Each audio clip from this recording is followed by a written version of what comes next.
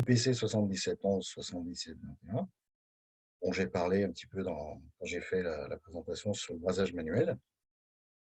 Et puis les ESD, donc les normes internationales, qui sont éditées par l'IEC ou la CEI en français, la Commission électrotechnique internationale. Donc la 5-1, la 5-2, et puis également les normes américaines, ANSI S2020. Donc Movigo est membre expert de la commission de normalisation de l'avenant, l'UF101. Il reprend tous les travaux donc, de l'IEC, et on participe aussi à plusieurs groupes de travail au sein du comité technique international. On a une approche globale dans ces deux domaines.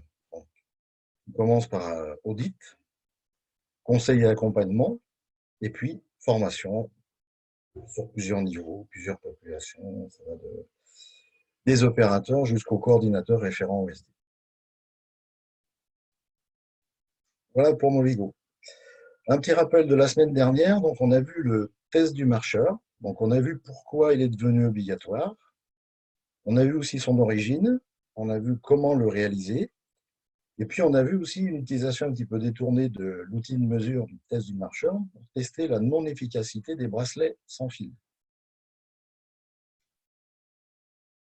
On va démarrer par un quiz, donc utiliser l'outil conversé, c'est pour se mettre un petit peu en condition. Alors, le modèle de pas qui est indiqué dans la norme IEC 61344-5 est-il obligatoire? À vos claviers.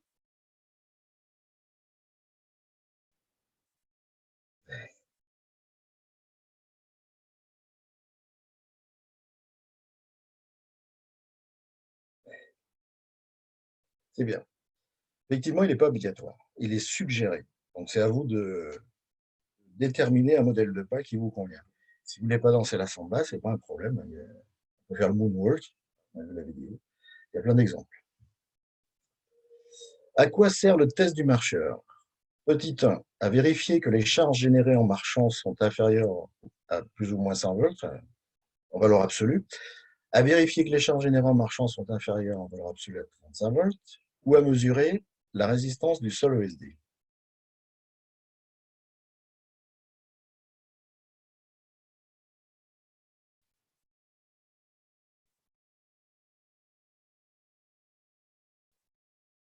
C'est bien, il n'y a que des bonnes réponses là. C'est bien ça, effectivement, vérifier que les charges générées en marchant sont inférieures en valeur absolue à 100 volts. Alors, question 3, depuis quand le test du marcheur est obligatoire? Est-ce que c'est mai 2016, mars 2018 ou janvier 2020?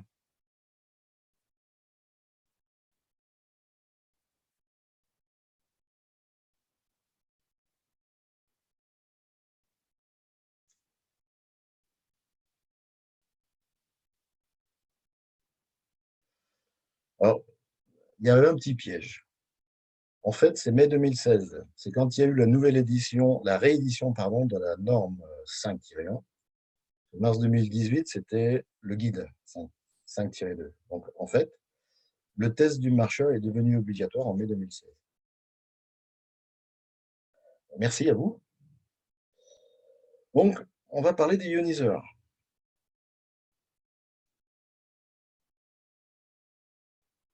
Alors, à quoi ça sert? Donc, l'ion peut avoir une charge positive. Donc, dans ce cas-là, on va avoir un déficit d'électrons, ou une charge négative, on va avoir un excès d'électrons. Pour neutraliser ces ions, des concentrations supérieures d'ions sont nécessaires. Ah oui, j'ai dit que je vais dire Corona. On utilise généralement le principe de décharge par effet Corona ou ionisation par effet Corona haute tension. Je ne parlais pas du virus. Le Corona, c'est un effet qui est connu dans l'électricité, c'est l'effet Corona. Généralement, donc, les ioniseurs sont des générateurs très haute tension qui génèrent des ions positifs et des ions négatifs en même quantité, donc en quantité supérieure à la cible qu'on doit neutraliser, et donc les surfaces donc, sont neutralisées. Alors, ça ressemble à quoi? Il y a différents types que l'on voit. Il y a des rampes ionisantes avec 2 ou 3 ventilateurs. Donc, on a besoin de ventilateurs pour pouvoir faire circuler les ions. Donc, cela, ils couvrent quand même je vais dire une surface, mais c'est plutôt un volume, parce que c'est une surface par rapport à une distance, donc c'est un volume. Donc on traite des volumes importants. Ensuite, on trouve des ioniseurs de table, comme celui-ci, qui ont aussi une petite position chauffage pour l'hiver. On trouve aussi des cartouches ionisantes à air insérées dans un circuit d'air comprimé, par exemple, et des pistolets ionisants pour des toutes petites surfaces. Par exemple, quand on utilise des afficheurs LCD, souvent ils ont un film qui tient justement par l'électrostatique. Quand on l'enlève, toute la poussière vient sur la vitre de l'afficheur. Donc le fait de ioniser, ça enlève des poussières. Alors dans quel cas on va utiliser des ioniseurs? Alors surtout, un ioniseur ne remplace pas la mise à la terre. C'est à utiliser lorsque, par exemple, on a l'impossibilité de relier un conducteur à la terre et qu'on risque à un moment donné d'avoir une différence de potentiel. L'autre cas qui est beaucoup plus connu, c'est quand on a un isolant qui est générateur, donc qui génère des charges électrostatiques quand on frotte, mais qui fait partie du process. Donc l'objectif, c'est de neutraliser les charges statiques qui sont présentes, soit sur des objets isolants, ou alors des conducteurs isolés. On va supprimer donc la différence de potentiel. Et bien sûr, hein, ce que j'expliquais tout à l'heure par rapport au film électrostatique sur les afficheurs LCD, ça réduit l'attraction de particules sur des surfaces. Donc, il y a quelques applications dans ce cas-là. Alors, un isolant chargé, une petite remarque importante, donc le ioniseur va être efficace à un instant donné, et si l'isolant n'est plus frotté. C'est-à-dire qu'un isolant est frotté, il se charge, il génère un champ électrostatique, on ionise, on neutralise les charges. Et si jamais l'isolant est de nouveau frotté, il va se recharger. Ce n'est pas toujours une solution miracle, là, l'ioniseur. Alors, que dit la norme? Alors, donc, auparavant, la 5-1 2007, donc, on s'appuyait, entre autres, sur une norme américaine qui était la STM3 pour le contrôle. Donc, on avait une décroissance, on allait vérifier que la décroissance de 1000 à 100 volts et de moins 1000 à moins 100 volts se faisait en moins de 20 secondes. Et on regardait la tension de décollage.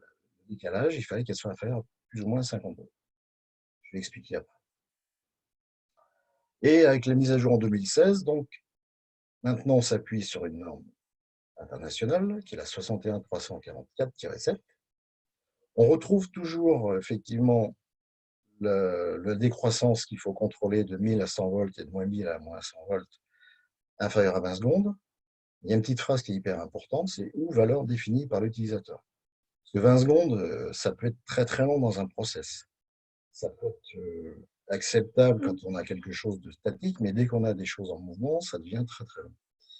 Et petite nouveauté, donc tension de décalage, maintenant maximum 35 volts en valeur absolue.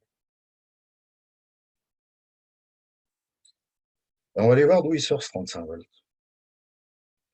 Donc il faut aller chercher dans la 61345-1, donc on est 2016, et on a des nouvelles exigences qui sont apparues. Donc auparavant, on ne parlait que du modèle du Corman, c'est-à-dire les charges générées par une personne qui travaille. On a rajouté donc 200 volts sur le modèle du dispositif chargé et 35 volts pour les conducteurs isolés. On a vu tout à l'heure, je vous expliquais qu'un ioniseur peut servir dans deux cas, soit pour traiter des isolants chargés, soit pour supprimer une différence de potentiel qui pourrait exister sur deux conducteurs dont un au moins est isolé. Donc le 35 volts que l'on a dans la tension de balance maximum, il sort de là. Alors isolant versus conducteur isolé. Donc l'isolant, on va regarder la décroissance de 1000 volts à 100 volts en valeur absolue, en moins de 20 secondes, ou bien sûr, valeur définie par l'utilisateur. Et pour les conducteurs isolés, bien, on va quand même regarder aussi la décroissance, bien sûr, qui est importante. Et en plus, on va bien sûr vérifier que la tension de décalage soit bien inférieure à 35 volts pour être conforme par rapport à la norme. On dit différence de potentiel entre deux conducteurs isolés.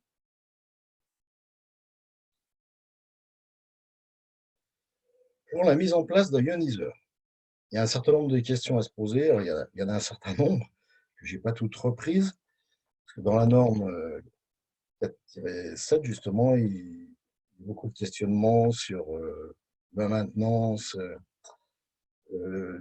l'efficacité, le coût de mise en place et le coût de maintenance. Mais je trouve qu'il y a d'autres critères qui sont importants.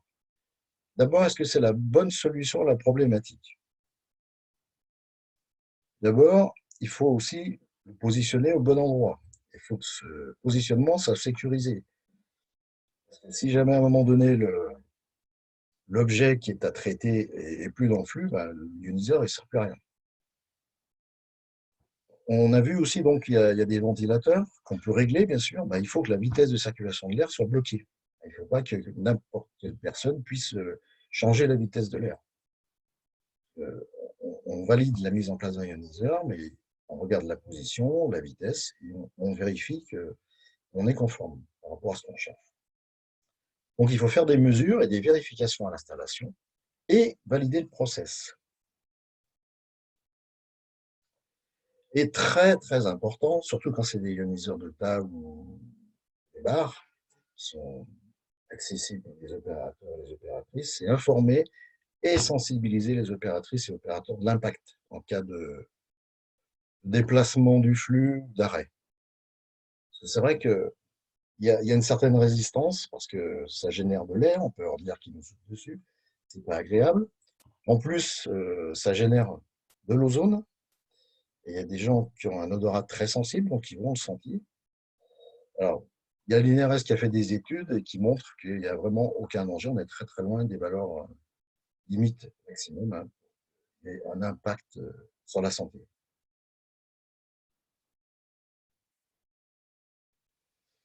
Ensuite, on met des ioniseurs, donc on a respecté le cahier des charges, on l'a vérifié, on a validé le process. Donc, il faut penser aussi à inclure les ioniseurs dans le plan de vérification de conformité. Ce sont des appareils qui se dérèglent et assez vite. Alors, la fréquence de vérification, bah, vous ne trouvez aucune indication dans les normes. Ça dépend de l'enjeu. Est-ce que c'est vraiment crucial ou pas? Alors, ne faites pas mieux que la NASA, tu disais. La NASA demande un compte trop tous les mois. Donc, eux, ils sont dans un contexte particulier. Ce que je vois en général, c'est de 3 mois, 6 mois ou 1 an. Ça dépend vraiment de la criticité de l'outil. Alors, les pointes, elles s'encrassent aussi. Il faut prévoir aussi une maintenance. Alors, il y a certains ioniseurs qui sont faciles. Il y a une procédure de nettoyage intégrée, mais il faut l'intégrer aussi dans le plan de vérification. Donc, quel nombre de mesures utiliser? Donc, je vous l'ai dit tout à l'heure, quand la norme 5E était mise à jour, donc l'IEC en a profité justement pour introduire cette norme 61344-7 qui existe depuis 2010. La première édition, donc elle est sortie en 2010 et il y a une nouvelle édition qui est sortie en 2017. Donc elle remplace effectivement pour les normes internationales la norme NSI, STM 3.1. Donc ce sont les méthodes d'essai normalisées pour des applications spécifiques, notamment l'ionisation. Domaine d'application, donc cette norme, elle fournit des méthodes et des modes opératoires d'essai pour évaluer et choisir le matériel et les systèmes d'ionisation de l'air. Elle établit aussi des techniques de mesure dans des conditions spécifiées qui sont destinées à déterminer la tension de décalage, ce qu'on appelle aussi l'équilibre ionique ou la tension de balance, et le temps de décroissance, neutralisation des charges pour l'ioniseur. Pour ça, donc, on va utiliser ce qu'on appelle un CPM, Charged Plate Monitor. En gros, donc, on va créer donc un condensateur. Je crois qu'il a une capacité de 20 picofarad. On va charger une plaque et on va regarder comment se passe le fonctionnement du ioniseur par rapport à ça. Donc, le temps de décroissance, c'est le temps nécessaire pour qu'une tension due à une charge électrostatique diminue vers une certaine valeur qu'il a choisie.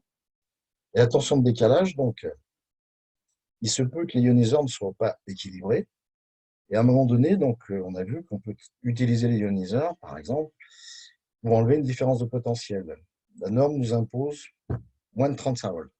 Si malheureusement notre ioniseur est mal réglé et qui génère plus de 35 volts, ben, on peut ne pas être conforme par rapport à la norme, et surtout, c'est pas tellement le problème, mais c'est surtout, ça peut poser un problème par rapport au composant.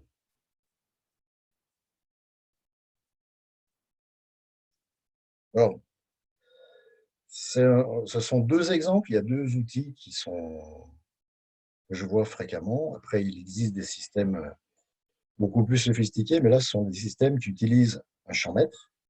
Et donc, on vient, dans le cas par exemple de Simco, on vient rajouter des plaques pour réaliser le condensateur. Et dans le cas du modèle que j'utilise, donc est un champ mètre commercialisé par Eurostat, donc on crée le condensateur avec les deux plaques ici. Et puis, on vient charger la plaque supérieure donc, à plus de 1000 volts en positif et en négatif, parce qu'on a besoin de connaître les deux décharges.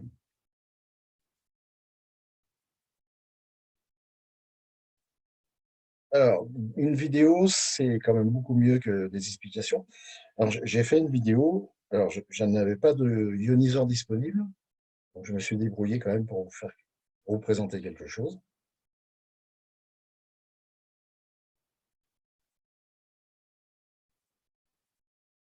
Donc voilà, c'est moi qui fais le rôle d'ioniseur. Donc voilà, les outils. Le champ mètre que j'ai transformé donc avec les deux plaques, oui, avec le CPM. Donc. Et là, je viens charger la plaque supérieure. Tout d'abord en négatif. L'objectif, c'est de se charger à plus de 1000 volts. On attend quelques secondes pour que ça soit stabilisé. Et ensuite, donc, on met en place le ioniseur et on regarde le temps de décroissance. Là, je vais faire sur le positif. Donc, vous voyez, ça charge à plus de 1800 volts. Je simule le ioniseur, donc on voit que ça s'est déchargé en 0,4 secondes. Et la deuxième manip que je fais, V-off, donc ça, c'est pour tester la tension d'offset ou la tension de décalage. Donc deux manips à faire, deux fois, en négatif, en positif. Donc ça, c'est un outil qui permet facilement, je dirais, de contrôler les ioniseurs. Après, il existe des systèmes plus sophistiqués avec enregistrement. Là, l'enregistrement est manuel. Voilà le type de rapport que je propose en général. Donc, je mets ici les normes de référence avec les limites. Je mets ici donc deux lignes en négatif, en positif. Le rappel de la norme de référence, la limite. Ça, c'est la limite de la norme, mais si, dans votre cas, si vous avez une limite inférieure, ben, c'est celle-ci qu'il faut regarder. Je note ici les valeurs. Donc, en l'occurrence, là, ça a été 0,4 secondes en deux fois. C'est normal, hein, parce que c'est moi qui décharge. Donc, en termes de décroissance, c'est conforme. Après, vérification de la tension d'offset. Vous avez vu tout à l'heure quand je regardais les off. Donc, dans le cas du négatif, je suis à 3 volts. Et dans le cas du positif, je suis à 0 volts. Donc, c'est conforme.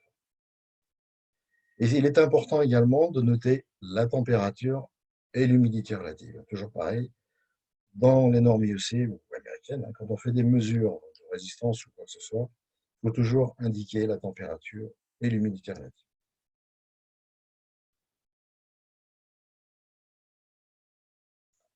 Je vous propose un quiz. Donc, dans quel cas peut-on utiliser un ioniseur? Un, pour remplacer les bracelets. Deux, pour neutraliser les charges sur un isolant. Trois, pour neutraliser les charges sur des conducteurs isolés.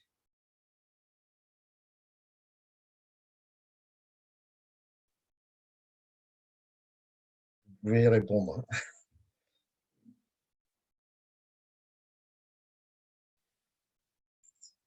En fait, il y a deux réponses.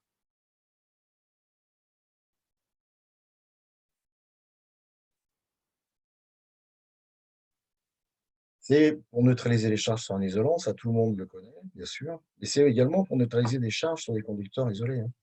Dans le cas où on a un conducteur qui malheureusement ne peut pas être relié à la Terre, ben, c'est aussi une solution pour éviter les différences de potentiel. Qu'est-ce qu'un ioniseur ESD génère? Des ions positifs, des ions négatifs, des ions positifs et des ions négatifs.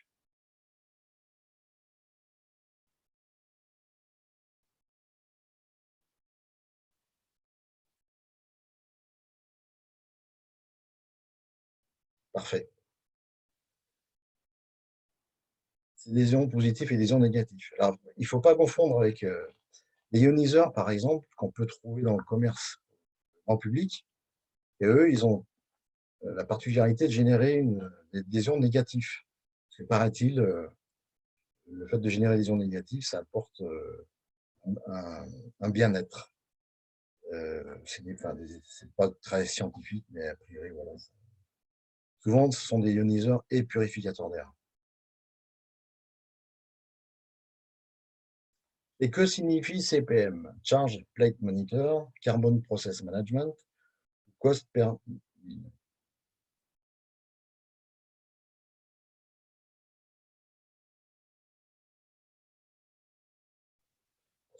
Elle était facile. Voilà pour cette présentation. Donc, toujours pareil, on reste à votre disposition, hein.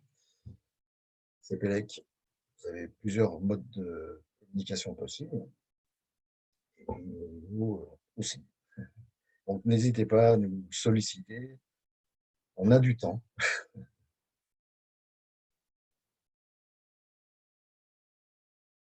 Voilà, je vous remercie. Et puis, voilà. Est-ce que vous avez des questions?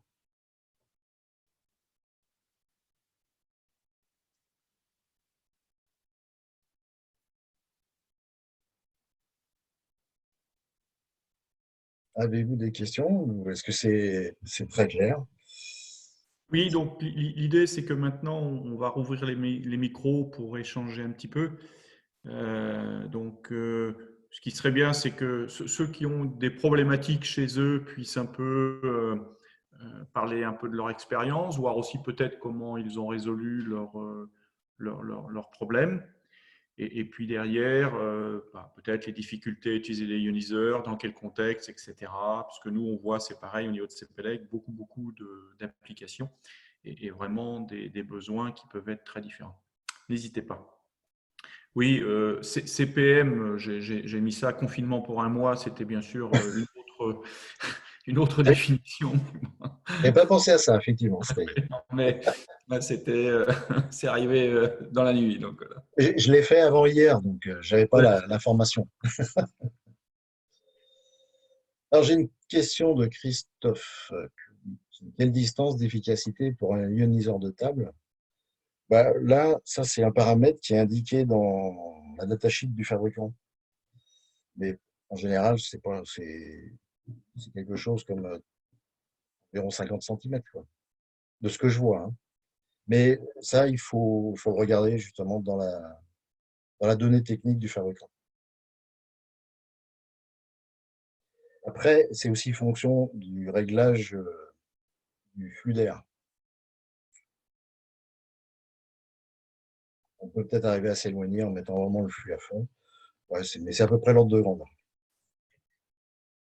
Et plutôt plusieurs ioniseurs de table qu'une rampe ou est-ce que l'efficacité se conjugue? Bah, je dirais que si on a vraiment une grande zone à traiter, c'est mieux de mettre des barres. Ok, merci. Ouais. Et puis le problème des ioniseurs de table, c'est qu'ils ont vite fait ils sont plus accessibles par les personnes. Ils ont vite fait de changer l'orientation, de couper, même de l'éteindre, ou carrément de changer le flux. Ouais, j'ai eu cette expérience effectivement où les ioniseurs l'été servaient plus pour se rafraîchir que pour traiter le problème. C'est ça, c'est ça. En hiver, ça chauffe aussi, donc c'est pareil, Oui. hein. Un petit coup de chauffage. Non, c'est pas évident à utiliser. Mais souvent, les rampes, c'est quand même plus facile à bloquer, quoi. En serrant un peu, on ne peut plus toucher. Après, les gens ont toujours accès quand même à l'interrupteur pour couper ou pas. Ouais. J'ai vu aussi des rampes avec, sur lesquelles on pouvait adjoindre de l'air comprimé. Oui, il y a Keyence qui fait ça, j'ai vu ça, ouais. Ouais. C'est pas mal aussi. Hein. Ce Par sont des contre, systèmes qui c'est un sont peu, hyper. Ouais, ça pardon. siffle un peu. Oui, c'est ça, c'est l'air Ouais. comprimé. Ah, mais de toute façon, il y en a qui vont se plaindre du bruit aussi, c'est sûr. Oui, oui, oui, oui, oui, bien sûr. C'est évident. Mais les Keyence, par exemple, que j'ai vus, ils sont bien parce qu'ils sont hyper plats. Par contre, il y a une alimentation électrique qui est déportée, donc qui prend un peu de place, mais c'est pas gênant. Par rapport aux rampes qu'on voit avec des ventilateurs, forcément, il y a le ventilateur dedans, ça tient plus de place.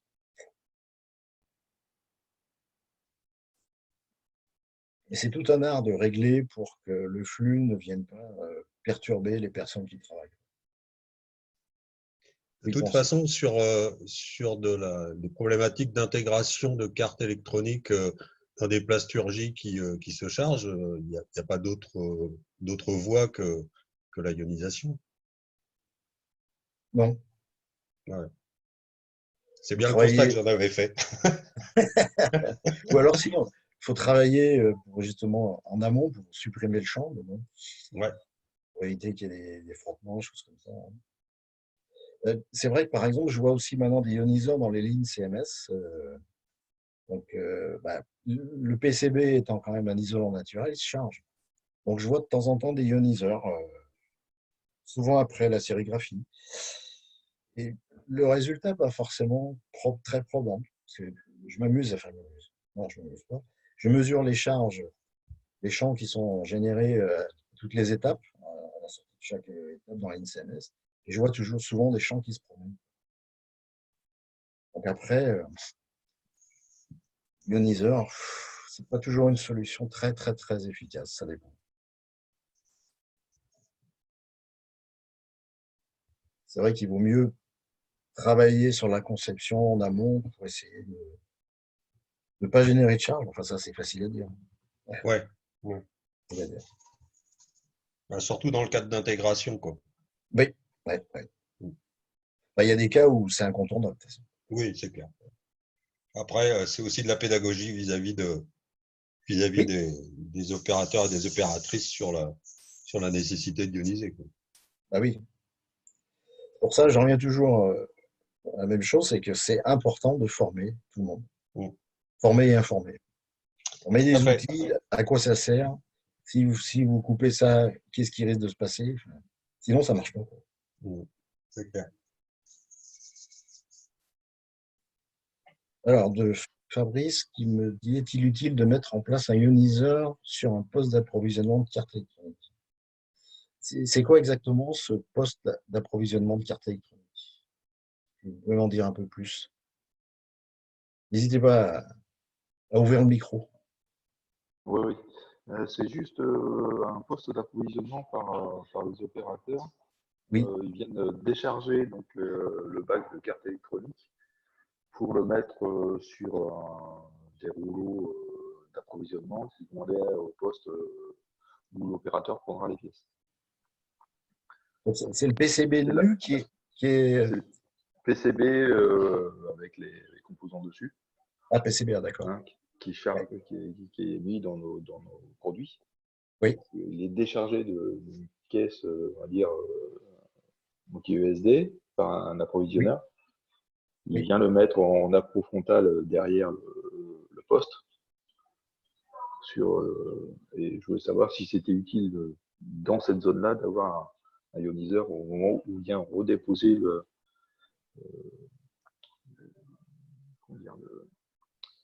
layer sur l'approvisionnement. Je vous entends mal là. Cette carte, elle est intégrée dans un boîtier après, c'est ça? Non? Après, elle sera intégrée dans le boîtier par l'opérateur, en fait. Oui, d'accord. Vous avez fait des mesures de champ déjà sur la carte? Oui, oui. Oui. Et ça dit quoi? Je les ai plus en tête. Je suis à la maison, Ouais. mais oui, ça a été fait. Oui, ça vous aurait marqué s'il y a eu des champs quand même très importants. Oui, oui. Ouais. Non, c'était juste pour savoir si c'était vraiment utile ou pas de le faire. Alors, je vais D'un répondre parce point de que vue window dressing sur le SD, quoi. ouais. Oui, oui, là, je vous ai posé des questions, mais je vais quand même répondre. Bah, ça dépend de la sensibilité des composants, quoi. Ouais, ok. Et ça dépend si vous voulez prendre des précautions ou pas, quoi. Parce que enfin, là, on raisonne sensibilité de composants, mais une fois qu'ils sont installés sur la carte, la sensibilité n'est plus la même parce que ça serait plutôt la sensibilité de la carte qu'il faudrait prendre en compte. Mhm. Voilà, là, après, il faut regarder, quoi. Et après, on a toujours un petit peu accès aux composants directement sur la carte. Oui, Si mais l'opérateur touche directement le composant, est-ce qu'il y a, un problème? Enfin, je sais qu'il y a les condensateurs qui sont sur la carte ou qui permettent de réduire un petit peu les oui, effets. voilà. Mais si on touche directement le composant sensible, il y a toujours un risque. Ah bah oui, oui, il y a toujours. Oui, je dis pas qu'il n'y a pas de risque, hein, je dis oui, oui. Mais c'est un risque qu'il faut calculer. C'est pas forcément indispensable tout le temps, mais dans certains cas, si on a des composants qui sont très sensibles, bah, ouais, il faut le faire. Alors, si j'étais vraiment ceinture et bretelles, je dis oui, mais je préfère plutôt essayer de réfléchir pour éviter de faire des investissements qui servent à rien. Donc voilà, regardez la sensibilité de vos produits, de la carte, et puis mesurez les champs, et si possible avec une humidité relative faible, pour vous mettre dans les pires conditions, et puis regardez ce qui se passe. Mais L'humidité relative faible, on l'a souvent. c'est vrai.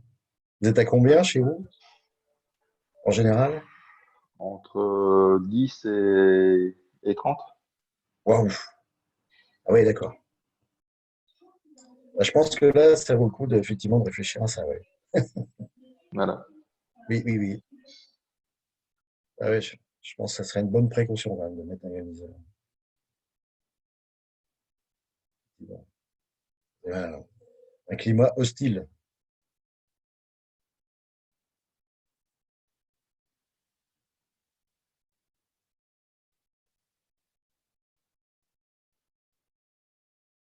Alors, j'ai une question, et quand est-ce que l'ioniseur doit être activé? Tout le temps. Bah, ça dépend du process, ça dépend ce qu'on veut faire avec. Quand, par exemple, on va utiliser un ioniseur, parce qu'à un moment donné, on prend une carte qu'on veut intégrer dans un boîtier plastique chargé, là, on va ioniser que lorsqu'on va faire cette opération. Et si c'est sur une machine dans un process, bah là, c'est tout le temps. Ça dépend vraiment des cas. Il y a tellement de cas différents qu'on ne peut pas avoir de généralité, quoi.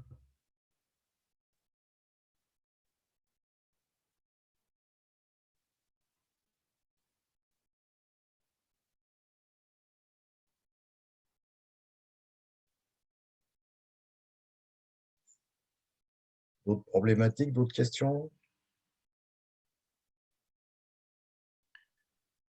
Donc, si vous n'avez pas d'autres questions, donc je le répète, hein, vous allez recevoir cette présentation, vous pourrez la revisualiser. Si vous avez des questions, ben, n'hésitez surtout pas, hein. L'idée, c'est vraiment de rebondir par rapport c'est une simple, je veux dire, approche, hein, je le répète, en une demi-heure, trois quarts d'heure, on ne peut pas aller très très loin, mais qu'au moins ça vous donne des bons réflexes et surtout que vous sachiez que vous avez autour de vous une équipe qui peut vous accompagner, vous aider. Alors, rapidement pour les présentations à venir, donc demain, on va avoir une partie qualification des alliages avec Jean-François Bunet de la société A2J. Et puis jeudi, Pascal revient sur un autre cas concret encore pour pouvoir naviguer à l'intérieur de l'IPC. Donc on part toujours d'un petit cas, hein, qui nous arrive tout le temps. Et puis à partir de là, avec les mots-clés, retrouver un petit peu ce que peut nous dire la norme. Et puis Pascal rajoute toujours aussi un petit peu par rapport à la norme, les règles de l'art et comment faire et quels sont les bons réflexes à avoir. Est-ce que Mélissa, tu as des choses à rajouter? Est-ce que tu veux faire la clôture de ce live? Oui, merci à tous d'avoir été avec nous. J'ai eu des personnes qui ont eu des problèmes pour se connecter. Donc, si c'est le cas, n'hésitez pas à m'appeler tout de suite. Comme ça, je peux vous renvoyer le lien et on peut voir ensemble. Voilà, dans tous les cas, merci d'avoir été avec nous. J'espère vous revoir du coup demain et jeudi à 14 h. Et si vous avez des questions, n'hésitez pas, l'équipe CPLEC est à votre disposition. Et comme Jean-Pierre vous l'a dit, je vous enverrai le lien de la rediffusion si vous voulez revoir ou si vous voulez aussi partager avec le reste de vos équipes. Très bonne journée à tous, au revoir. Au revoir. Au revoir.